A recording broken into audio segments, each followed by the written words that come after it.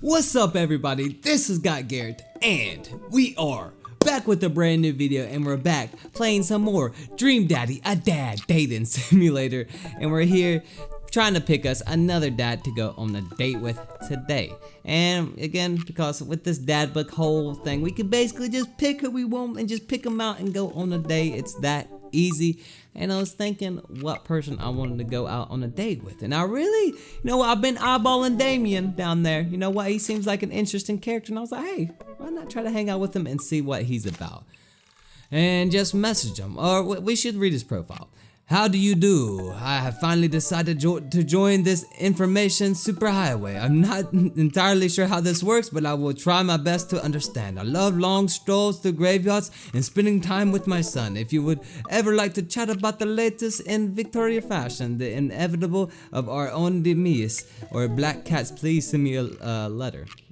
Yeah, let's see what he likes. On Friday night, you are most likely to listen to true crime podcast while I taxidermy my newest specimen. Nice. If you had one thing to take with you on a desert island, what would it be? A coffin? Nice. What are your turn-ons? Pronouncing bosom correctly. I don't know if that's correct, but yeah. What did you want to be when you grew up? A bat. What are your favorite movie genre for an art house horror? I do like horror movies. That could be something. So let's just message him. Yeah, let's just message him and get on with the date and see what he is about, you know? You never know. Damien seemed really interesting, a little odd, but interesting. I think I should hang out with him to get to know him a little better. Why not? I navigate to Damien's dad book page and type out of a message. Oh, let's see what we type. Hey dude, you seem really cool. We should hang out sometime. I sit there for a minute before I see that Damien's typing. But then he keeps typing and typing.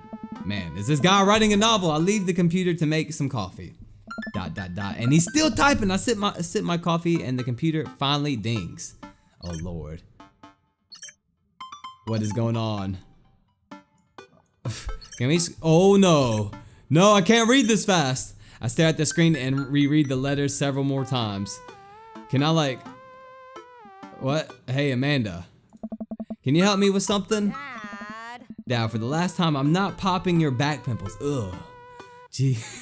Jeez. No, can you interpret this for me? I turn the computer to Amanda and she squints at Damiens Message. I don't understand net speak. Like, is this how your kids communicate with each other now? Oh, totally. This is how the hot new thing. See, Dad, kids got over saying LOL and LMAO or whatever and decided to do was bring back to the 1800s. So what do I do? Where's your pen and quill? What? Yeah. Did you forget to unpack the pen and quill, Dad? How will we address the nobleman in regards to your upcoming ball? Yeah. Okay, now I know you're messing with me. Father, without a proper chaperone, you'll never end up with a suitor worthy of our land or our dowry. So you read Pride and Prejudice for school at one time, and now you're reciting things you know about it back to me, aren't you? Like the first pages then I read a review of the movie, still got a B though. Great, so what do I say to Damien? I got this. Amanda reaches over me and types on the keyboard. Oh God. Sure thing, dude. Regards, gotgarrett. Amanda hits send and smiles at me. Hey, keep it minimalistic, I suppose. Well, I suppose that's that. So what are we even doing right now? What the heck? I didn't even get to read any of that. I was trying to scroll up. Maybe I was like accidentally clicking. Anyway, I make the short walk over to Damiens' house. Well, I guess you can't really call it a house. It's more of a manor estate. The Gothic agriculture looms above the other homes in the cul-de-sac. Yeah, this is interesting. I feel like I'm in Dracula's mansion. I walk past a couple of gargoyles guarding the front door and look around for a doorbell. There doesn't seem to be one. I pull the large, orientally carved bat-head door knocker back, and a hollow sound echoes throughout the house as I strike against the door. I waited several moments before the door slowly creaks open. ... It's a little creepy, but I enter the home and take a few steps into the Foyer, nothing. The oil portraits of who I assume are dead relatives hanging on the wall. Oh my God. As I admiring them, the front door slams shut behind me. Okay. Hello. Hello. Silence. An oil lamp in the corner flickers dimly, casting ominous shadows against the wall. Why do I feel like all the people in these paintings are staring straight at me? Why is it so cold in here? Where's Damien? Gotgarrett, pleasure to have you in my home. I look up and see Damien standing at the top of the majestic staircase with a walking candle holder. What's with the door slamming shut? Is that normal? Oh. He said, oh, sorry, there was a draft. And the door creaking open when I knocked? I accidentally left the door unlocked. And the creepy oil paintings? I like oil paintings. Right. Right. Please let me show you around. Okay.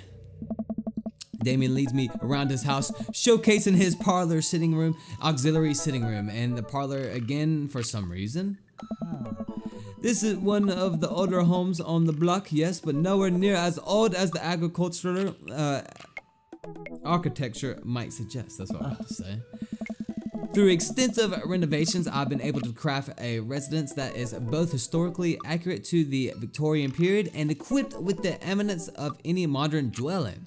Nice. I like these, the bones and the cakes and all the different things, and the fire. The fire's a nice touch. We walk past the door covered in bumper stickers, caution tape, and a black parade poster.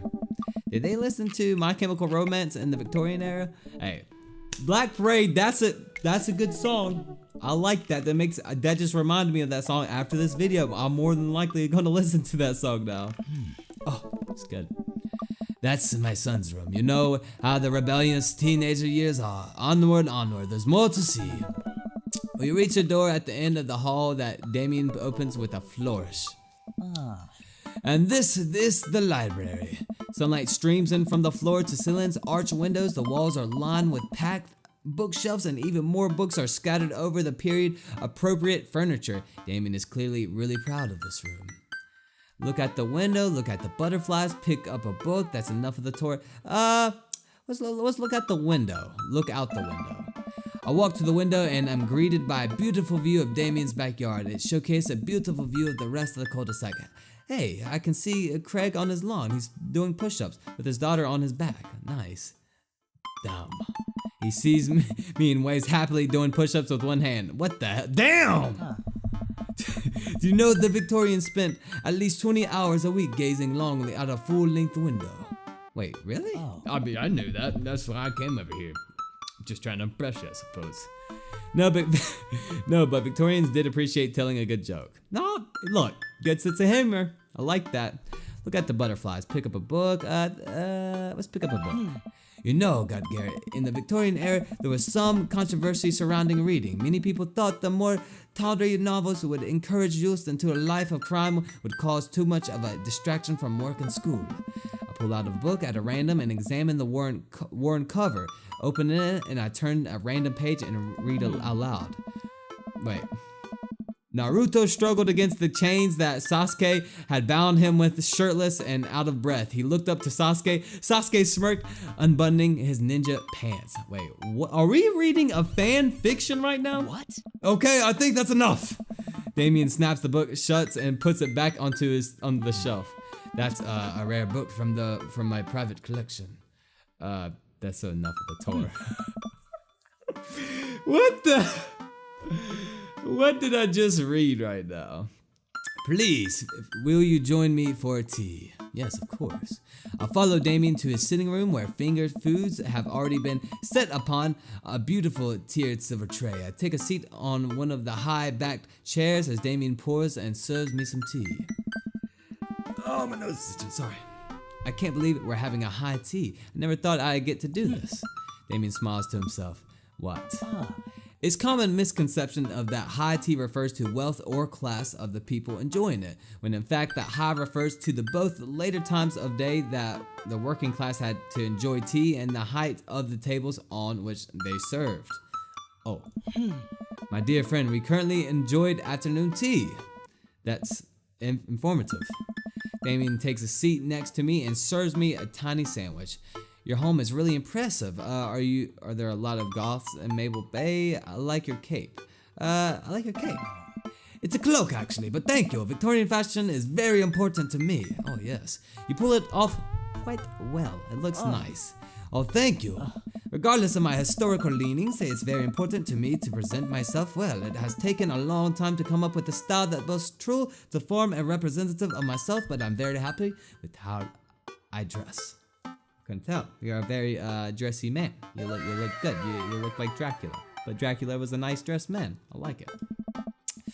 I do get some strange look, yes, but it's something that brings me a great deal of joy, so I don't mind. To be able to wake up in the morning, pick from my closet a variety of cloaks, waistcoats, top hats, and even binders that are period appropriate feels amazing. You wear top hats? ... You don't? Why got you so interested in goth stuff? Well, when I was a young boy, my father, did he take you into the city? Sorry? Did you guys see a marching band? I'm afraid I don't understand. You know, Black Parade, Chemical Romance. I'm gonna listen to that song after this video. You're serious? Of course. But it's, you know, the song. Amanda made me listen to it. ... Seriously? I love to see a marching band.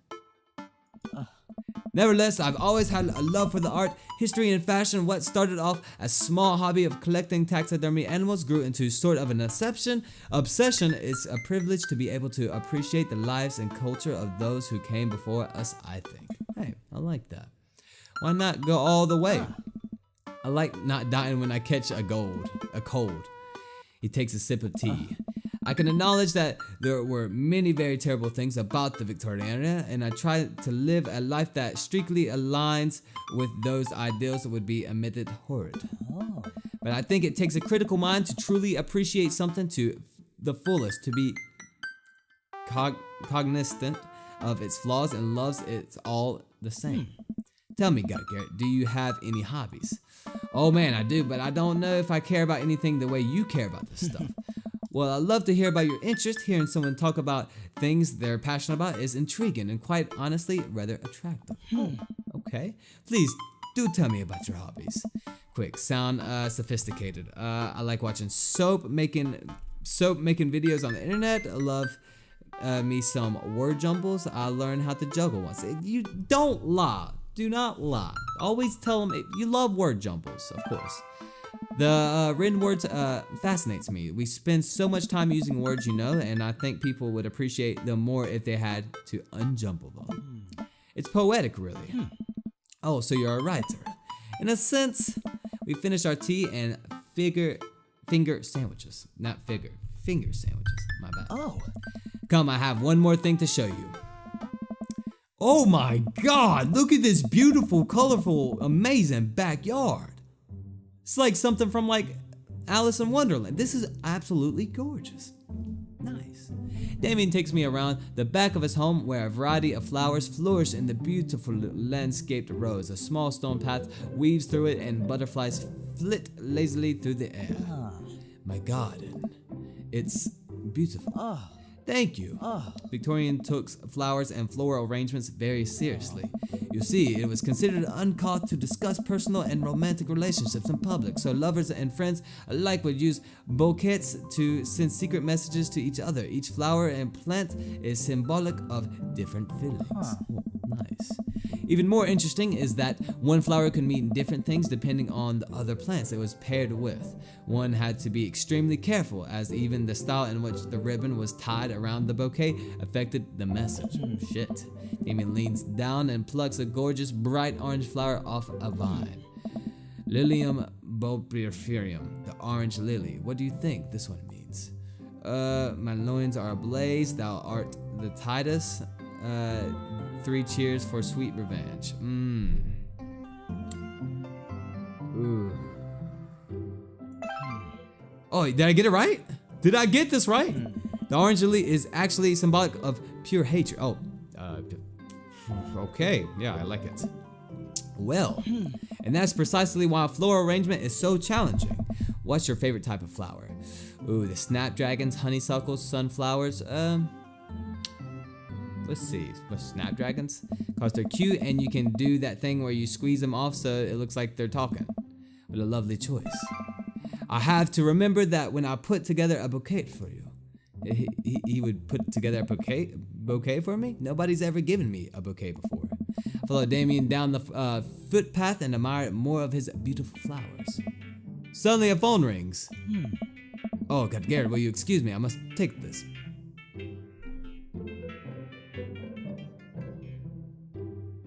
Oh, I was liking the ringtone. He pulls his cell phone out of his pocket. I'm a little surprised it's not a rotary phone. Go for it. Damien smiles and walks back to the house. I take a deep breath and enjoy the heavily perfumed air. What a lovely yard. This makes me wish I had put a little bit more effort into the garden. Amanda and I tried to start one time. Our watermelons grew to the size of cherry tomatoes and then immediately died. Oh hey, a gargoyle. Oh no, I knocked over the gargoyle! Oh my god. What is this? This is the head. No, it's this. Is that it? What is this? Oh no, I'm messing up. Oh, you can flip it. Okay, there we go. That's that. And, that's that? Oh, I can do this. No, that's upside down. Oh, this is hard. I'm trying to flip it the right way. Yes! Success! Whew! He'll never know. Woo, that was a close one. Here comes Damien. He looks upset. Gotgarrett, my sincerest apologies to have kept you waiting. There's an urgent matter that I must attend to, so I'm afraid I must take my leave. No problem, dude. Everything all right? Damien worries the hem of his coat with his fingers and looks away. Everything is perfectly fine, but it's Lucien. What's wrong? He appears to have, his teacher needs me to come to the school post-haste. Do you need help? Oh no, you don't have to. Let me come with you. Us dads gotta stick together. You're right. This one's of Lucien's more elaborate stunts. I would greatly treasure having another parent by my side. I need your help. Let's go. Damien and I walk into the school and are immediately greeted by an anxious-looking Hugo. Oh no. Hugo. Hey Damien, you're here in a record time. I wouldn't miss it for the world, dear friend. Wow, whatever it is, it doesn't seem like this is Hugo's and Damien's first time to my kids are in trouble rodeo. What is it this time? This, Damien, you have to see to believe. Oh no. Damien and I fall into step behind Hugo, who leads us through the busy corridors of the school. We pass by several classes in session, and I vaguely wonder if Amanda's around. Hugo eventually ushers us into a small boiler room with a flight of rickety stairs leading down into darkness. Watch your step. I can hear a faint voice drifting up from the basement, and they don't sound as happy. As I'm led into the depths of the school, I recall the antics I got into as an angsty middle schooler. At least I had enough sense to stay out of a creepy basement. Oh Lord, wait, we got Lucien and then what? We have Ernest? Is that his name? We find another teacher in the boiler room tucked away in the back of the basement. With him are Lucien and Ernest, Hugo's son. Lucien has a bloody nose. The teacher, there's a teacher, another random teacher. Thanks for coming. I can't make heads or tails of this. Look around the scene of the crime and see a bunch of bricks and some masonry tools scattered around. What happened here? Ernest punched me. Lucien tried to kill me. What? The room falls silent. I was not trying to kill you, dumbass. I was just trying to build a brick wall around you to just see what happened. Lord, you promised me there was a wine down here. You tricked me. Whoa. Wait a second, Lucien. Did you try to cask of Amontillado, Ernest? I'm neither confirming nor denying that. I turn to Damien and whisper to him. What's the cask of Amontillado, whatever it is, if that's even the right way to say it? It's a classic Edgar Allan Poe short story where a man gets his enemy drunk, lures him down into the cellar with the promise of wine of a fine vintage, then buries him alive behind a brick wall. It's a lovely story. So wait, Lucien, you tried to do that to him? I was curious to see how it would turn out. I was actually gonna leave him there. I wasn't gonna actually leave him there. What was your thought process here? That Ernest was just going to sit still while you slowly build a tomb around him? Like, come on. Well, it worked for like 20 minutes because he's an idiot, but then realized that I had lied about the wine. Wait, 20 minutes? And you were a cackling maniac. That sort of tipped me off. Ernest, 20 minutes? Dad. What? It took you 20 minutes, son. 20 minutes. Son, we just did an entire 2-week unit on the cask of Amontillado, and it took you 20 minutes to realize Lucien was leading you into an elaborate ruse. Did you even read this story? I read the first 5 pages and then read a review of the movie. Huh? It's only 5 pages long and there's no movie. Yeah, you're right. I paid Lucien to read it for me.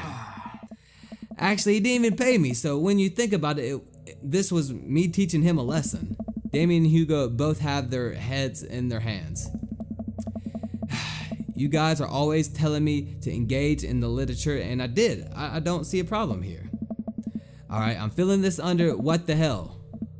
Don't do whatever that was again. You two are both suspended for a week.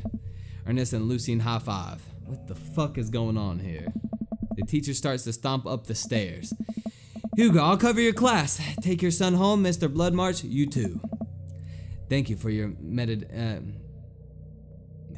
mediation. We all head up the stairs and out of the school in tense silence. Oh God. Lucien, Damien, and I all pile into my car and begin the drive home. Lucien immediately puts his hood up and stares out the window angrily. I'm not going to therapy again. I know, son, it's entirely up to you whether or not you want to go. But I care about you and I can see that you're struggling, so if you do decide that you would like to speak to a professional about your feelings, we can do that too. Maybe you can spend this next week looking for a summer job, I know how much you want your own car. I can't believe Damien's keeping his cool. I'm impressed. Fine. Thanks for not freaking out too hard. I love you, son. Lucien continues staring out the window. Love you too. Oh, that's sweet. That's it. Hey, that's good. You got to understand, but you got to gotta make sure that he knows what's up, all right? We spend the rest of the drive in relative silence. The moment we pull up into the driveway, Lucien hops out of the car, slams the door, and runs inside. I didn't expect to have that conversation in front of you. He and I have a lot we need to work out. It's all right, and all things considered, Lucien bricklaying was pretty good, so there's your silver lining. I mean, he could always lay some bricks, be some masonry work, and you never know. There's that, yes. He's probably just going through a phase. I really admire how you handle that. Does this kind of thing happen a lot? I'll do this. You were a lot more diplomatic with him than I would have been. I just want what's best for him, and I don't think yelling at him would do either of us any favors. It rarely does. You're a good dad. Oh, look at that. We get the heart emojis and all the good emojis. See you around soon. It would be my honor and my pleasure. Damien bows with a flourish, classy. And then just like that, that's it. Is that the end of the day already? I come home to find Amanda curled up on the couch with a blanket watching TV. I plop down next to her. Yo, what ya watching? Tiny House Hunting Brothers Extreme Edition. So extreme. Oh, I hate this show. The couple on the screen bicker back and forth while standing in an extremely small house made out of recycled bottles. The Tiny House Hunting Brothers watch them with bemused expressions, both of their heads touching the low ceilings. Oh, hell no. That's not what I'm about. The wife. I told you I wanted a two bed, two bath, shabby cheap cottage. This house doesn't even have a bathroom. But honey, the outhouse is only 20 yards away. It's not that bad. I'm not pooping outside, Greg. Why don't they just get a regular sized house? I don't know. How'd afternoon tea go? It got strange. We had to go to school to pick up Lucien since he tried to, he lured Ernest down to the cellar with the promise of fine vintage and then tried to break him into the wall, right? How did you know that? Has everyone read this story except for me? Lucien live streamed the entire thing. This entire day is beyond me, but otherwise it was a fun day. The Damien guy's character, but he's really a good company and surprisingly diplomatic dad. I dig his style. You know what? Me too. I think he's a pretty cool person myself. Wait, is that the end? Did we get the good date stuff? Did we do good? That is the question. How many dad points did we get? Dad, did we get an S? Oh, we get an A. Jammiest bits of jam. What? I'm not quite sure what that one means. I read it in an article once about the Victorian era. Oh, okay, yeah. What he said, but an A is not too bad, I would have to say. So, cool deal. That's not too bad. What happens now? Welcome. We're back at the dad dads. book. Again, they always have the dads here. But again, I think I'll have to leave this video right here. So you have to come on back next time to watch to see what happens. And if you do have a dad suggestion or what you want to happen, just tell me. Comment below and I'll go on the date with the person to see what's up. But again, this is going to be the end of the video. So make sure to like, subscribe, comment right down below. It really does help out a lot. But again, this is going to be a peace out for me. I want to do the sweet rolls like I always do. Get my hair out of my face. Get ready for this sweet roll. Jesus Christ. Oh gosh. Oh yeah. That definitely gets you worn out. But anyway, thank you so much for watching the video. It really does mean the world. But see you everybody. And love you so much. And bye. Yeah. I don't know what that was, but see ya.